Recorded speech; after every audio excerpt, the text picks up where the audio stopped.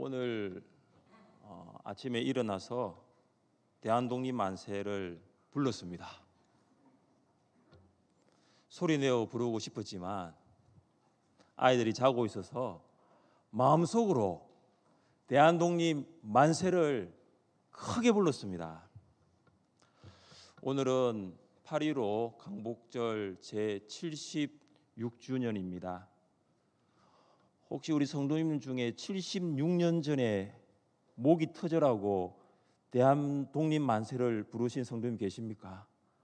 최소한 76세 이상은 돼야 됩니다. 그리고 말을 할 수 있어야 됩니다. 네, 우리 교회 성도님 중에 그런 분이 계시더라고요. 우리 이부예배 나술래 권사님이 올해 96세세요.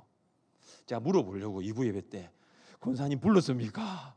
그때 최소한 이제 부를 수 있는 충분한 나이가 되었으니까요. 아마 우리 76세보다 조금 더 되셔야지 아마 대한독립 만세를 불렀을 거라 생각합니다. 광복, 이 광복이란 빛을 되찾다라는 뜻입니다. 우리나라는 일제 강점기 때 너무나 많은 것들을 잃었습니다. 나라를 잃었고 국권을 잃었습니다. 국민을 잃었고 가족을 잃었습니다. 아버지를 잃고 어머니를 잃고 누이를 잃고 오빠와 형을 잃었습니다. 교회를 잃었습니다. 성도를 잃었습니다. 그리고 신앙도 잃어버렸습니다. 1945년 8월 15일 이날은 우리나라가 일제의 식민 통치로부터 벗어나 잃었던 모든 것들을 되찾았던 감격적인 날입니다. 그래서 강복절 노래 보면 바닷물도 춤을 출 정도로 기쁜 날이었습니다. 코로나 팬데믹 가운데 살아가고 있는 우리는 지금 참 많은 것들을 잃고 있습니다. 예배와 예배의 감격을 잃고 있습니다. 교제와 교제의 기쁨도 잃고 있습니다. 식당에 들어가서 4명까지는 밥을 먹을 수 있는데 그 이상은 밥을 못 먹습니다. 한 번은 머리를 썼습니다. 우리 들어가서 따로 앉자 그렇게 했거든요. 들어가 따로 앉자 눈치를 채시더라고요. 일행이시죠 그러더라고요. 교제의 기쁨 그걸 잃어버렸어요. 전도 열매도 잃어버렸습니다. 그리고 다음 세대 우리 한국 교회의 미래인 희망인 다음 세대를 잃어가고 있습니다. 여러분 코로나는 이루다 말할 수 없는 많은 것들을 잃고 있습니다. 앞으로 무엇을 더 잃어야 할지 또 무엇을 더 잃을 수밖에 없을지 아무도 모릅니다. 이제는 이 잃은 것들을 다시 되찾아야 할 때입니다. 오늘 말씀을 통해서 하나님께서 우리에게 주시는 음성을 들을 수 있기를 주님의 이름으로 축복합니다. 느부갓네살의 아들 벨사살 왕은 1000명의 귀족들을 초대해서 엄청난 큰 잔치를 합니다. 1000명의 귀족들은 바벨론의 국정을 담당한 행정과 정치 관료들입니다. 1000명의 행정 전문가, 이 정치 전문가들이 모였으니 바벨론 제국의 위상을 만방에 충분히 드러낼 만합니다. 이런 큰 잔치는 고대 국가에서도 흔히 볼 수 있습니다. 페르시아의 아수에로 왕은 많은 지방관과 신하들을 초대해서 180일 동안 잔치를 벌인 적이 있습니다. 왜 고대 왕들이 이런 큰 잔치를 베풀었을까요? 힘을 과시하기 위해서입니다. 이 부의 힘인 이 재력, 지식의 힘인 지력, 군사의 힘인 이 군사력, 나라의 힘인 이 국력, 이런 힘을 과시하기 위해서 종종 이 초대형 잔치를 베풀었습니다. 한때 교만한 느부갓네살이 겸손한 느부갓네살이 되었을 때 그는 이런 고백을 했습니다. 그때에 내 총명이 내게로 돌아왔고 또 내 나라 영광에 대하여도 내 위엄과 광명이 내게로 돌아왔고 또 나의 모사들과 간원들이 내게 찾아오니 내가 내 나라에서 다시 세움을 받고 또 지극한 위세가 내게 더하였느니라. 느부갓네살은 위엄과 광명, 모사와 관은 나라와 위세를 거두어 가신 하나님께서 다시 돌아오게 하셨다. 다시 더하게 하셨다고 고백했습니다. 그래서 그는 하나님께서 나에게 힘을 주셨다. 재력과 지력과 군사력과 국력을 주셨다고 시인하였습니다. 그러니까 이 벨사살에 가진 이 힘은 아버지 느부갓네살로부터 물려받은 것이라고 볼 수 있습니다. 결국 벨사살이 가진 힘은 하나님이 주신 것이 되는 것입니다. 그렇다면 벨사살은 이 1000명의 귀족들을 초대하여서 초대형 잔치를 벌일 것이 아니라 나에게 이 힘을 주신 하나님께 감사드려야 합니다. 사실 자기는 한 게 없어요. 아버지를 통해서 나에게 이 힘을 주신 하나님께 예배하고 찬양을 올려드려야 함이 마땅합니다. 그러나 벨사살은 어떻게 합니까? 하나님께 감사도 예배도 찬양도 드리지 않습니다. 그 어느 것도 하지 않았습니다. 벨사살은 1000명의 사람들을 불러 모아 술을 마십니다. 그것도 취할 정도로 아주 근하하게 술을 마십니다. 이 술에 취하였으니 이성을 상실합니다. 이성을 상실하였으니 해야 될 말과 해서는 안 될 말을 전혀 구분하지를 못합니다. 술에 취한 벨사살이 무엇을 명령합니까? 2절입니다. 벨사살이 술을 마실 때에 명하여 그에 붙인 느부갓네살이 예루살렘 성전에서 탈취하여 온 금, 은 그릇을 가져오라고 명하였으니 이는 왕과 귀족들과 왕후들과 후궁들이 다 그것으로 마시려 함이었더라.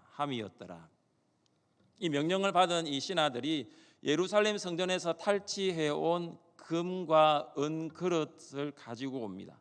왕은 귀족들과 왕후들과 후궁들과 함께 성전 그릇들에 술을 부어 마십니다. 여기에 이 그릇은 술을 부어 마시는 술잔이 아닙니다. 하나님께 거룩한 제사를 드릴 때 사용하는 거룩한 그릇입니다. 거룩한 그릇은 사람을 즐겁게 하는 것이 목적이 아니라 하나님을 기쁘시게 하는 것에 목적이 있습니다. 그래서 그 그릇이 만들어졌습니다. 벨사살과 잔치에 초대받은 사람들이 거룩한 그릇에 술을 부어 마시는 행동은 명백하게 하나님을 대적하는 행위입니다. 이것은 하나님에 대한 매우 심각한 범죄 행위입니다. 벨사살이 그 그릇이 성전에서 사용된 그릇이라는 것을 모르는 것이 아닙니다. 하나님에 대한 도전이죠. 하나님을 모욕하고 멸시하는 것입니다. 그리고 거기에다가 술을 부어 마신 것으로 끝이 난 것이 아니라 술을 마시고 난 다음에 우상에게 찬양을 합니다. 성전의 제사장들은 금과 은그릇을 도구로 희생 제사를 드린 후 하나님을 찬양하였는데 벨사살은 그의 사람들과 똑같은 그릇에 술도 부어 마시고 우상까지 찬양했습니다. 그들은 거룩하게 찬양해야 할 그릇을 거룩하게 사용하지 않았습니다. 하나님을 찬양해야 할 그릇으로 향락을 즐기고 우상을 찬양한 것입니다. 성도는 종종 성경에 보면 그릇에 비유되어집니다. 우리는 예수 그리스도의 피로 거룩한 그릇이 되었습니다.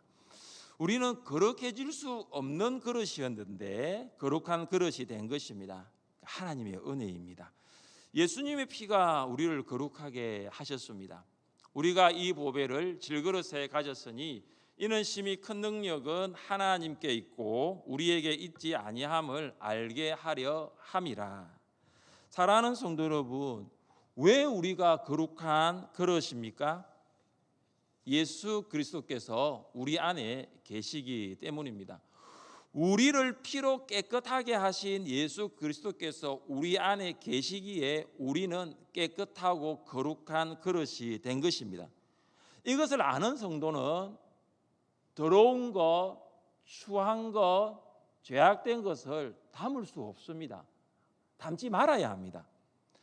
나를 깨끗하게 하신, 이전에 내가 예수를 만나기 전에는 그렇게 추하였는데 세상적이었는데 그런 나를 그리스도의 피로 깨끗하게 하신 그 예수님이 내 안에 계신데 내가 어떻게 이 세상적인 것들, 이 말과 생각과 행동을 담을 수 있을까요? 담을 수 없습니다. 할 수 있을까요? 할 수 없습니다. 끊어야 합니다. 지금 당장 이 더럽고 제약된 세상의 것들을 모두 끊을 수 있으면 좋겠지만 참 힘이 듭니다. 1, 2년이 아니라 오래 축적되어 습관이 이미 되어버렸기 때문입니다. 그래서 때로는 이 무의식 중에도 이런 말과 행동이 나옵니다. 예루살렘 성전의 그릇들은 벨사살이 베푼 잔치상에 진열된 그릇과는 완전히 다릅니다. 용도와 목적도 다르고 쓰임새도 완전히 다릅니다. 벨사살의 잔치상에 놓인 그릇은 술잔입니다. 그러나 예루살렘 성전의 그릇은 하나님을 예배할 때 사용되는 그릇입니다. 우리는 세상에 있는 사람들과 완전히 다른 그릇입니다. 여러분, 우리가 세상에 살아간다고 해서 세상 사람들과 같은 그릇이다라고 생각하시면 안 됩니다. 우리는 완전히 다른 그릇입니다. 다른 그릇은 다른 생각, 다른 말, 다른 행동을 할 수 있어야 합니다. 여러분, 다른 생각과 다른 말과 다른 행동을 할 때에 이 의의적인 부분도 굉장히 중요합니다. 내가 그렇게 해야지. 내가 다르니까 내가 다른 말을 해야지. 그러나 그것도 중요하지만 무엇보다도 내 안에 예수 그리스도로 충만해야 한다는 것이 더 먼저입니다. 그리스도인의 삶은 의지만으로는 살 수 없습니다. 예수님으로 충만하면 어떻게 되냐면 내가 의지적인 노력을 하지 않아도 예수님의 생각과 말과 행동을 할 수 있습니다. 예수님처럼 생각하고 말하고 행동하는 것은 내가 노력하기보다 내 안에 계신 예수 그리스도께서 나를 통하여 하시는 것입니다. 그래서 예수 그리스도의 피로 깨끗해진 성도들은 예수 그리스도로 충만한 그릇이 되는 것입니다. 사람은 내면에 충만한 것으로 살아갑니다. 살아갈 때 사용하는 말과 행동은 그 사람 안에 무엇이 충만한가를 잘 보여줍니다. 예수님으로 충만하다는 말은 곧 성령으로 충만하다라는 것입니다. 성령은 성결하고 구별된 거룩한 영입니다. 우리 안에 성령으로 충만하여서 세상의 것으로부터 거룩하게 되고 거룩한 성도로 살아갈 수 있기를 주님의 이름으로 축복합니다.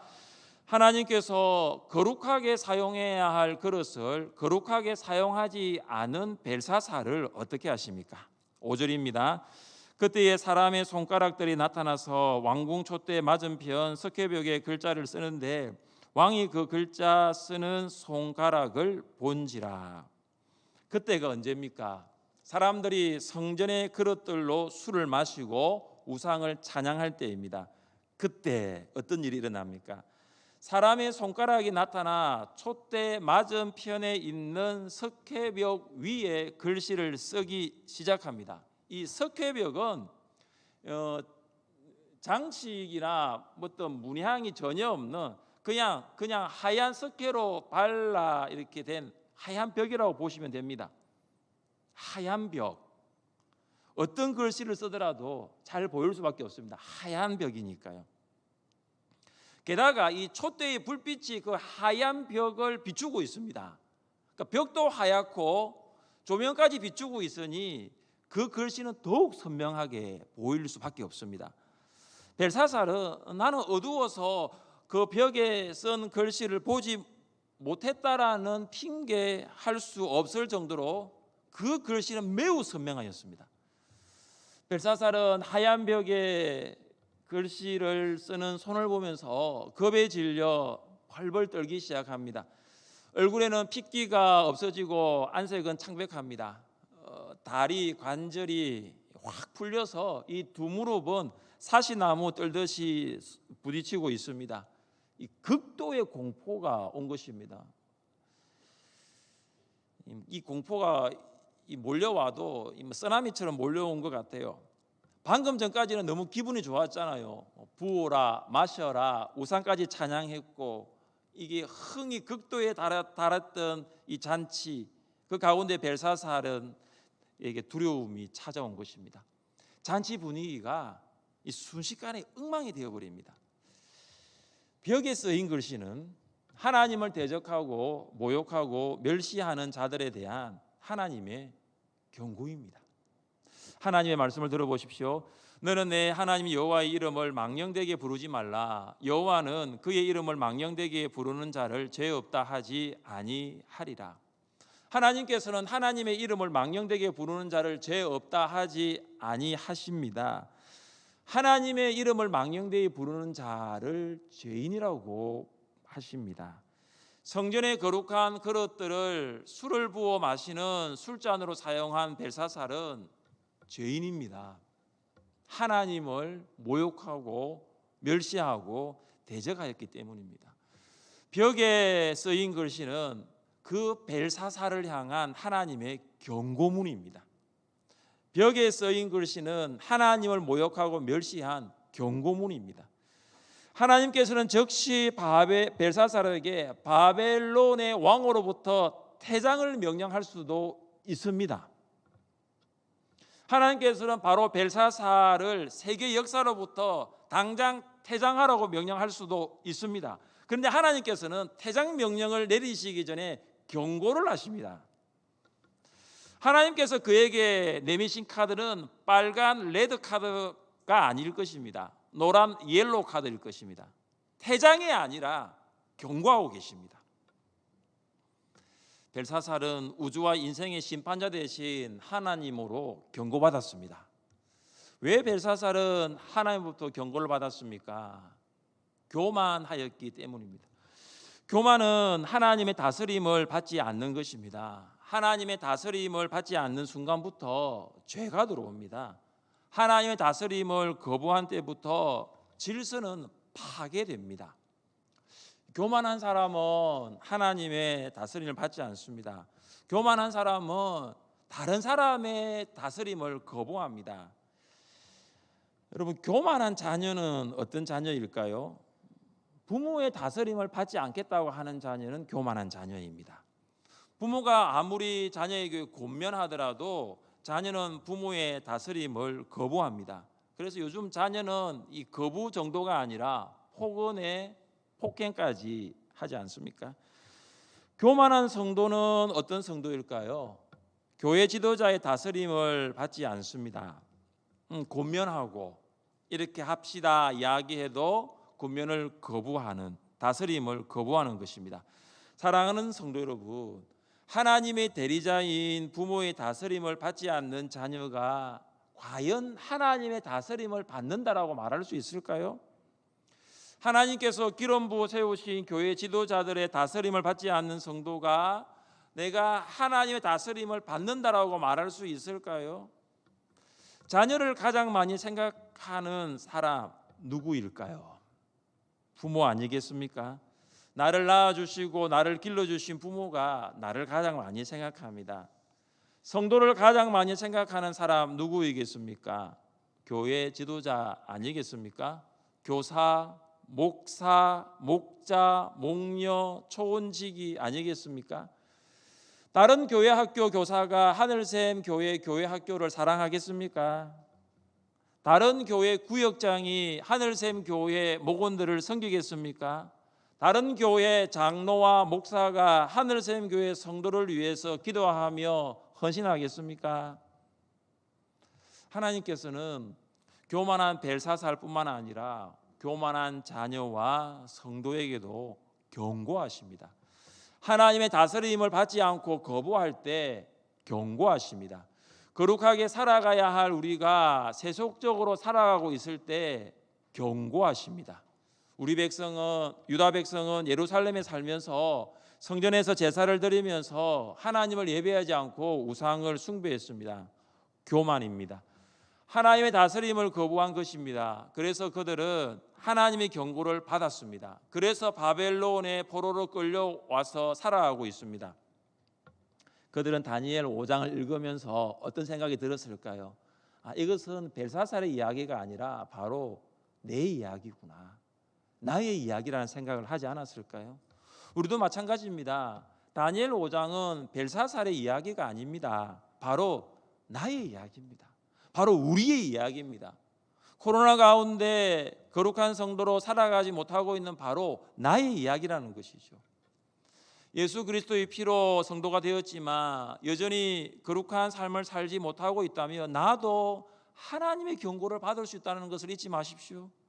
예수 그리스도의 피로 성도가 되었지만 아직도 하나님의 다스리심을 거부하고 있다면 나도 하나님의 이 옐로 카드를 받지 않는다라고 누가 말할 수 있겠습니까? 하나님의 경고는 사랑의 경고입니다. 하나님께서 우리를 사랑하지 않으셨다면 우리는 이미 아웃, 퇴장 받았을 것입니다. 하나님께서 우리를 사랑하시니까 경고하시는 거예요. 바벨론 궁전의 하얀 벽에 글씨를 쓰신 하나님께서 우리 마음벽에 글씨를 기록하십니다. 말씀을 쓰시죠. 그 말씀이 어떤 말씀일까요? 하나님이 세상을 이처럼 사랑하사 독생자를 주셨으니 이는 그를 믿는 자마다 멸망하지 않고 영생을 얻게 하려 하심이라. 코로나 가운데서도 변함없는 진리는 하나님께서 우리를 사랑하고 계신다라는 것입니다. 여전히 하나님은 우리를 사랑하십니다. 하나님은 우리가 예수님을 믿고 멸망이 아닌 영생을 얻기를 원하십니다. 여러분 마음벽에 하나님께서 쓰여주신 요한복음 3장 16절 말씀을 보십시오. 보이십니까? 항인수 권사님 보이십니까? 저를 보시면 안 되고 권사님 마음을 보시는 마음을. 한번 보십시오. 믿음의 눈으로 봐야 됩니다. 박하늘 우리 형제 마음 봐봐 한번. 요한복음 3장 16절이 보여요? 안 그래도 하얀색 옷을 입어서 더 잘 보일 거예요. 하나님께서 나에게 주신 사랑의 말씀이에요. 우리는 다시 하나님의 사랑으로 돌아가야 합니다. 하나님의 사랑 안에서 하나님의 말씀 안에서 우리가 회복을 해야 되는 것입니다. 벨사살은 하나님의 경고문을 읽고 해석하기 위하여 바벨론의 지혜자들을 부릅니다. 그는 큰 소리를 지르면서 지혜자들을 불러오도록 명령합니다. 그리고 이 글씨를 읽고 해석하는 자에게는 바벨론에서 세 번째 통치자가 되는 특별한 포상까지 약속합니다. 이렇게 큰 포상을 내린 것은 얼마나 벨사살이 이 상황을 두려워하고 있는가를 잘 보여주고 있습니다. 그래서 빨리 그 글 좀 읽고 빨리 좀 해석을 해가지고 이 두려운 상황을 벗어나고 싶은 것입니다. 여러분 이 상황을 벗어나는 것이 중요한 것이 아닙니다. 하나님께서 이 글씨를 쓰게 하신 메시지 그 목적을 놓치면 안 되는 것입니다. 바벨론의 지도자들이 왕의 명령으로 불려왔지만 그들은 해석은커녕 그 벽에 쓰인 글씨를 읽을 수가 없습니다. 벽에 쓴 글씨는 사람이 쓴 글씨가 아닙니다. 하나님께서 쓰신 글씨이기 때문에 어떻게 사람이 그것을 읽고 해석할 수 있겠습니까? 바벨론의 지혜자들도 글씨를 읽거나 해석을 할 수 없게 되자 이 벨사살은 더 큰 두려움에 빠집니다. 얼굴은 이전보다 더 창백하고 아마 다리는 더 떨었을 것이고 정말로 더 큰 두려움이 몰려왔습니다.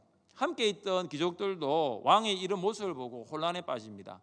왕도 두려워하고 귀족들도 두려워하는 이 소식이 태후 벨사살의 어머니에게 전해집니다. 그래서 그 벨사살의 어머니가 급히 잔치에 들어옵니다. 태후가 벨사살에게 말합니다. 번민하지 말고 두려워하지 마세요. 왕의 나라에 신들의 지혜를 가져다 할 정도로 뛰어난 사람이 있다는 것을 알지 못합니까? 부왕 느부갓네살도 그를 세워 바벨론에서 가장 높은 자로 임명했습니다. 태후는 계속하여 말을 이어갑니다. 왕이 벨드사살이라 이름하는 이 다니엘은 마음이 민첩하고 지식과 총명이 있어 능히 꿈을 해석하며 엄밀한 말을 밝히며 의문을 풀 수 있었나이다. 이제 다니엘을 부르소서. 그리하시면 그가 그 해석을 알려 드리리이다 하니라. 태후는 벨사살의 어머니이면서 느부갓네살의 딸입니다. 그녀가 아들에게 전달한 내용은 아버지로부터 직접 들었던 말일 것입니다. 그녀는 다니엘이 아버지에게 어떤 일을 하였는지에 대해서 잘 알고 있습니다. 아버지가 큰 나무의 꿈을 꾸고 번민하고 두려워하고 있을 때에 다니엘이 그 꿈을 해석해 주었습니다. 아버지는 다니엘의 꿈 해석을 통해서 인생의 새로운 전환점을 경험했습니다. 하나님 없이 살 수도 있다고 생각했던 느부갓네살이 겸손한 왕으로 바뀌었습니다. 우리는 여기서 태우와 벨사살의 대화에서 하나님의 메시지가 무엇인가를 알 수 있어야 합니다. 태우는 다니엘을 어떻게 소개하고 있습니까? 다니엘을 이렇게 소개하고 있습니다. 이 다니엘은 마음이 민첩하고 지식과 총명이 있어. 다니엘을 설명하는 단어가 세 가지가 있는데 민첩, 지식, 총명입니다. 이 민첩이라는 단어는 킹 제임스 버전 성경에 보면 an excellent spirit이라고 합니다. 무슨 말이냐면 탁월한 영적 능력이라고 번역되어 있습니다. 일반적으로 민첩이라고 하면 눈치 빠른 사람이 지식과 총명으로 상황을 잘 분별하여서 환경에 잘 적응하는 능력이 있는 사람을 민첩한 사람이라고 합니다. 여러분, 이런 민첩한 사람은 바벨론에 엄청 많습니다. 술객, 술사, 점쟁이, 지혜자들 다 민첩한 사람들입니다.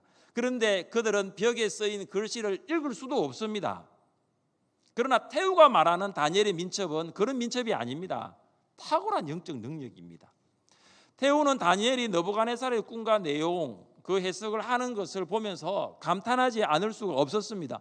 이런 능력이 도대체 어디에서 왔는가? 바벨론의 모든 지혜자도 가지고 있지 않은 이런 능력이 도대체 누가 주시는가?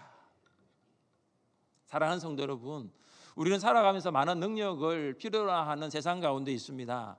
벨사살이 가졌던 힘과 같은 능력을 소유하기 위하여 많은 사람들이 살아갑니다. 부의 힘인 재력, 지식의 힘인 지력, 건강의 힘인 체력, 사람들과의 관계의 힘인 대인 관계력. 그러나 이 모든 힘을 뛰어넘는 힘은 영적 능력이에요. 영적 능력이 재력과 지력, 체력과 관계력을 압도합니다. 누가 정인입니까? 다니엘이 정인이에요. 그 모였던 1000명의 귀족들도 그 글씨를 해석하지 못하고 바벨론의 지혜자를 다 불렀는데도 그 글씨를 알 수가 없습니다. 모든 바벨론의 사람들의 가지고 있는 힘을 합쳐도 다니엘 한 사람에 미치지도 못한 것입니다. 영적 능력은 세상에 있지 않습니다. 하나님께 있습니다. 영적 능력은 하나님의 말씀인 성경과 하나님과의 교제인 기도에 있습니다. 말씀과 기도는 영적 능력이 솟아나는 근원이에요. 다시 말씀으로 돌아가 말씀 앞에 설 수 있기를 바랍니다. 다시 기도로 돌아가 기도의 자리에 무릎 꿇을 수 있기를 바랍니다. 현재 예레미야를 가지고 새벽기도 설교를 하고 있습니다. 8월 26일부터 목요일입니다. 로마서가 새벽기도 본문으로 바뀝니다. 목사님 월요일부터 바꾸면 좋겠는데 왜 목요일부터입니까? 저희는 총회교육원, 우리 대한예수교 장로회 고신 총회교육원에서 이렇게 만들고 있는 복 있는 사람이라는 큐티 책을 가지고 새벽기도 본문을 선택하고 있습니다. 그래서 그 복 있는 사람 본문이 시작하는 것이 8월 26일이 로마서예요. 언제 끝나느냐? 10월 12일입니다. 제가 선택한 게 아닙니다. 보니까 41일이더라고요. 그래서 주제는 다시 복음 앞에. 복음 중에 복음이 로마서를 통하여 다시 복음 앞으로 돌아가 복음 앞에 설 수 있기를 원합니다. 복음의 능력, 영적 능력은 어디에 있느냐? 말씀과 기도에 있습니다. 코로나로 인해서 정말 많은 것들이 무너지고 있습니다. 잃어가고 있습니다. 사라져가고 있습니다. 더 이상 무너지지 않아야 합니다. 더 이상 잃어버려지지 않아야 합니다. 더 이상 사라지지 않아야 합니다. 그러기 위해서는 다시 말씀과 기도로 돌아가 다시 복음 앞에 설 수 있기를 간절히 원합니다. 사랑하는 성도 여러분, 말씀을 통하여 우리에게 들려주시는 하나님의 경고가 있습니다. 귀를 기울여 보십시오. 우리는 거룩한 그릇입니다. 거룩한 그릇 안에는 예수님께서 계십니다. 우리는 예수님의 다스림을 받아야 합니다. 코로나 중 우리는 너무 많은 것들을 잃고 있습니다. 이제는 이런 그것들을 찾아야 할 때입니다. 다시 영적 능력을 회복해야 할 때입니다. 영적 능력을 회복하여 진정한 광복을 맞이할 수 있기를 주님의 이름으로 축복합니다.